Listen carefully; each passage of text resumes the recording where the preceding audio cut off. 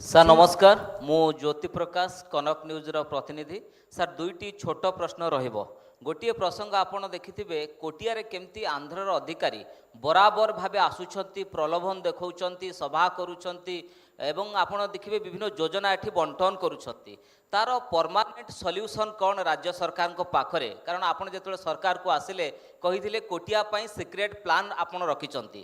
ଦ୍ୱିତୀୟ ପ୍ରଶ୍ନଟି ରହିବ, ମହାନଦୀ ଜଳ ବିବାଦ ମାମଲାର ତାର ଅଗ୍ରଗତି କେତେ ବାଟ ଆଗକୁ ଯାଇଛି?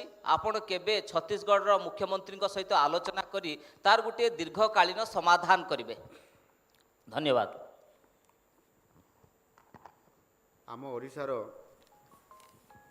ଯେଉଁ ସୀମା ସମସ୍ୟା ଏବଂ କୋଟିଆ କଥା ଆପଣ ଏଠି ଉଲ୍ଲେଖ କରିଛନ୍ତି, ଏ ନିଶ୍ଚିତ ଭାବରେ କୋଟିଆ ଏକ ଆମର ସମସ୍ୟା। ଏହାର ସମାଧାନ ହେବା ଜରୁରୀ ଅଟେ। ଆଉ ଚତୁର୍ଥ ସ୍ତମ୍ଭ ହିସାବରେ ଗଣତନ୍ତ୍ରର ଇଏ ବି ଆପଣମାନଙ୍କର ଅଧିକାର ଅଛି, ଏହାର ସ୍ପଷ୍ଟ ତା ସରକାର ପାଖରେ ରହିବା ଉଚିତ ବୋଲି। ନିଶ୍ଚିତ ଭାବରେ କୋଟିଆ ସମସ୍ୟା କିଭଳି ଭାବରେ ସମାଧାନ ହେଉ, ସେଥିପାଇଁ ଯେହେତୁ ଇଏ କୋଟିଆ ସମସ୍ୟାର ଏ ବିବାଦର ଇଏ ସମାଧାନ ପାଇଁ ଯେତେବେଳେ କୋର୍ଟକୁ ଆମେ ଯାଇଛନ୍ତି, କୋର୍ଟରେ ଏହାର କେସ୍ ପେଣ୍ଡିଂ ବି ଅଛି। ଆଉ ସେ ଦୃଷ୍ଟିକୋଣରୁ ଏ କୋର୍ଟ କେସ୍ ପେଣ୍ଡିଂ କୋର୍ଟର ରାୟ ପ୍ରକାଶ ନ ବାହାରିଲା ପର୍ଯ୍ୟନ୍ତ ଏହାକୁ ତ ସମ୍ପୂର୍ଣ୍ଣ ଭାବରେ କୁହାଯାଇପାରିବ ନାହିଁ ଏହାର ଟୋଟାଲ ରେଜଲ୍ଟ ଉପରେ। ବିଶେଷ କରିକି କିନ୍ତୁ ଆମ ସରକାରଙ୍କ ତରଫରୁ ଆମ ସରକାର ଆସିଲା ପରେ ଆମେ ବହୁତ ବଡ଼ ଫୋକସ୍ କରିଛୁ। ସେଥିପାଇଁ ମାନ୍ୟବର ମନ୍ତ୍ରୀମାନଙ୍କୁ କୋଟିଆକୁ ଆମେ ପଠାଇଛନ୍ତି, ବିଧାୟକମାନଙ୍କୁ କୋଟିଆକୁ ଆମେ ପଠାଇଛନ୍ତି ଏବଂ ସ୍ୱତନ୍ତ୍ର ଅଧିକାରୀ ହିସାବରେ ଆମେ ଜଣେ ଏଡିଏମ୍ ଲେଭେଲର ଅଧିକାରୀଙ୍କୁ ମଧ୍ୟ ସେ ଅଞ୍ଚଳ ପାଇଁ ନିଯୁକ୍ତି ଦେବାର ପ୍ରକ୍ରିୟାକରଣ ଭିତରେ ଆମେ ରଖିଛନ୍ତି ଏବଂ ଯୋଜନା ବି କରିଛନ୍ତି, ପ୍ଲାନ୍ ବି କରିଛନ୍ତି ଆମେ ଯେ ନିଶ୍ଚିତ ଭାବରେ ତାହାର ସମସ୍ୟାର ଅନ୍ତ ହେଉ ବା ସମସ୍ୟାର ସମାଧାନ ହୋଇଯାଉ। ଏଣୁ ନିଶ୍ଚିତ ଭାବରେ ଏଥିରେ ବିଧାନସଭାରେ ବି ଆଲୋଚନା ହୋଇଛି ଏବଂ ଜିଲ୍ଲା ପ୍ରଶାସନକୁ ଆମେ ମଧ୍ୟ ନିର୍ଦ୍ଦେଶ ଦେଇଛୁ। ଏଥିରେ ଆର୍ଡିସି ଜରିଆରେ ଏହାକୁ ଟାଇମ୍ ଟୁ ଟାଇମ୍ ସେ ଅଞ୍ଚଳ ଗସ୍ତ କରି ରାଜସ୍ୱ ବିଭାଗକୁ ଦାୟିତ୍ୱ ବି ଦିଆଯାଇଛି। ତାର ସ୍ୱତନ୍ତ୍ର ଭାବରେ ସେ ଜମି ଏବଂ ବିକାଶ କେମିତି ଅଧିକ ସେ ଅଞ୍ଚଳରେ ପହଞ୍ଚି ପାରିବ, ଲୋକମାନେ କିଭଳି ଭାବରେ ଯେଉଁମାନେ ସେଠି ବିକାଶ ଅପହଞ୍ଚ ଅଛି ବୋଲି ହୃଦୟଙ୍ଗମ କରି କିମ୍ବା କେନ୍ଦ୍ର ଆନ୍ଧ୍ରପ୍ରଦେଶର ଲୋକ ଅଧିକାରୀମାନଙ୍କର ଦ୍ୱାରା ସରକାରଙ୍କର ଦ୍ୱାରା ଆମ ଲୋକଙ୍କୁ ପ୍ରଭାବିତ କରିକିରି ଯୋଜନା ସ୍କିମ୍ ଲୋଭ ଦେଖାଇ ତାଙ୍କ ଆଡ଼କୁ ଆକୃଷ୍ଟ ନେବାର ଏଇ ଯେଉଁ ଚିତ୍ର ଅତୀତରେ ଆପଣ ଦେଖିଥିଲେ, ତାହା କିଭଳି ଭାବରେ ସେ ଚିତ୍ର ଆଉ ବଦଳିବ, ସେଥିପାଇଁ ଆମ ଯୋଜନା ତାଙ୍କ ପାଖରେ ପହଞ୍ଚିବ। ସେଥିପାଇଁ ସ୍ୱତନ୍ତ୍ର ଭାବେ ଆମେ ପ୍ରତ୍ୟେକ କ୍ଷେତ୍ରରେ ଏହାକୁ ଫୋକସ୍ କରୁଛନ୍ତି। ନିଶ୍ଚିତ ଭାବରେ ମୁଁ ପ୍ରତିଶ୍ରୁତି ଦେଇପାରେ ଯେ ଆପଣମାନେ ଯେଉଁ ଆଶାବ୍ୟକ୍ତ କରୁଛନ୍ତି କୋଟିଆର ସମସ୍ୟାର ସମାଧାନ ପାଇଁ, ଏହା ଆମ ସରକାର ସେଥିପାଇଁ ଯତ୍ନବାନ ଅଛନ୍ତି ଏବଂ ଗୁରୁତ୍ୱ ଆରୋପ ମଧ୍ୟ କରୁଛନ୍ତି।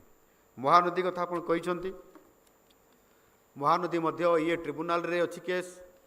ଟ୍ରିବ୍ୟୁନାଲରେ କେସ୍ ଥିବା କାରଣରୁ ଏହା ଏବେ ବି କେସ୍ ପେଣ୍ଡିଂ ଅଛି ଏବଂ ସମୟ ଅବଧି ମଧ୍ୟ ଏହାର ବୃଦ୍ଧି ହୋଇଛି। ଟ୍ରିବ୍ୟୁନାଲ ତାଙ୍କ ସମୟ ଅବଧି ମଧ୍ୟ ବଢ଼ାଇଛନ୍ତି, ଯେହେତୁ ଏହାର ଯେଉଁ ସାକ୍ଷୀମାନେ ଅଛନ୍ତି ସେମାନେ ମାତ୍ର ଆରମ୍ଭ ହେବା ପରବର୍ତ୍ତୀ ସମୟରେ ଏହାର ସମୟ ଅବଧି କୌଣସି ନା କୌଣସି କାରଣରୁ ଏବଂ ବୋଧେ କରୋନା ସମୟରେ ଏହା ସାମୂହିକ ସମୟ ପାଇଁ ମଧ୍ୟ ବନ୍ଦ ଥିଲା। ଆଉ ସେ ଦୃଷ୍ଟିକୋଣରୁ ଏହାର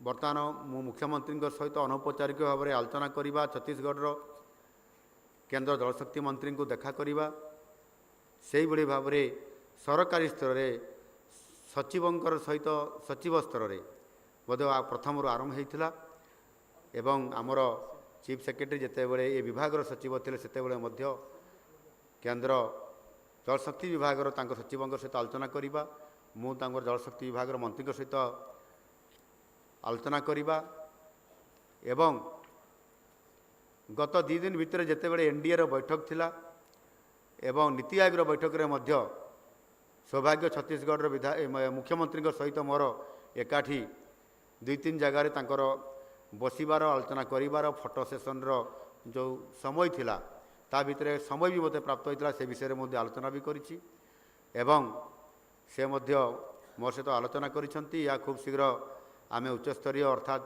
କେନ୍ଦ୍ର ଜଳଶକ୍ତି ଏବଂ କେନ୍ଦ୍ର ଗୃହମନ୍ତ୍ରୀଙ୍କର ଉପସ୍ଥିତିରେ ଆଲୋଚନା କରିକରି ତାର ଆଶୁ ସମାଧାନ କରିବା ପାଇଁ ଆଲୋଚନା ହେଇଛି, ତାହା ଖୁବ୍ ଶୀଘ୍ର ଯିବ ଏବଂ ଟ୍ରିବ୍ୟୁନାଲ ମଧ୍ୟ ସେଥିରେ ସକାରାତ୍ମକ ଭୂମିକା ନେଇଛନ୍ତି ଏବଂ ଆମ ଟ୍ରିବ୍ୟୁନାଲର ଯେଉଁ ହିୟରିଂ ଏବଂ ଯେଉଁ କେସ୍ ଚାଲିଛି ସେ କ୍ଷେତ୍ରରେ ମଧ୍ୟ ଗୁରୁତ୍ୱ ଏବଂ ସିରିୟସ୍ ହେବା ଫଳରେ ତାଙ୍କର ବି ଅନୁଭବ ହେଇଛି ଯେ ଓଡ଼ିଶା ଏଥିରେ ସିରିୟସ୍ ଅଛନ୍ତି, ଏ କେସ୍ର ସମାଧାନ ହେଉ ବୋଲି ଏବଂ ଆମେ ବି ଅନୁରୋଧ କରୁଥିଲୁ ଆପଣ ଓଡ଼ିଶାକୁ ଆସନ୍ତୁ ଏବଂ ଓଡ଼ିଶାକୁ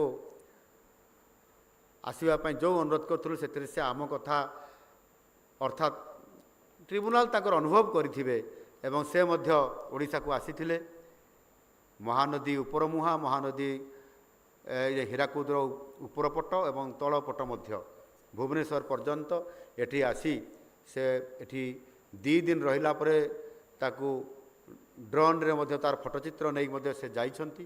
ଆଶା କରିବୁ ନିଶ୍ଚିତ ଭାବରେ ତାହାର ରିପୋର୍ଟ ତ ଯେହେତୁ ଅନର ଟ୍ରିବ୍ୟୁନାଲରେ ଅଛି ଏଠି କିଛି କୁହାଯାଇପାରିବ ନାହିଁ, କିନ୍ତୁ ସଚିବ ସ୍ତରରେ ଚିଫ୍ ସେକ୍ରେଟାରୀ ସ୍ତରରେ ମଧ୍ୟ ଇଏ ଏବଂ ଇଞ୍ଜିନିୟରମାନଙ୍କର ଟେକ୍ନିକାଲି ବୈଷୟିକ ଟିମ୍ ମଧ୍ୟରେ ଇଏ 2 ରାଉଣ୍ଡ 3 ରାଉଣ୍ଡର ଆଲୋଚନା ହେଇଛି, କେସ୍ ଚାଲିଛି, ଏଥିରେ ବହୁତ ତ୍ୱରାନ୍ୱିତ କରାଯାଇପାରିଛି ଏବଂ ମୁଁ ଆଶା କରିବି ନିଶ୍ଚିତ ଭାବରେ ଆଗାମୀ ଦିନରେ ଏ କେସ୍ର ମଧ୍ୟ ଖୁବ୍ ଶୀଘ୍ର ସମାଧାନ ହେବା ପାଇଁ ଯାଉଛି।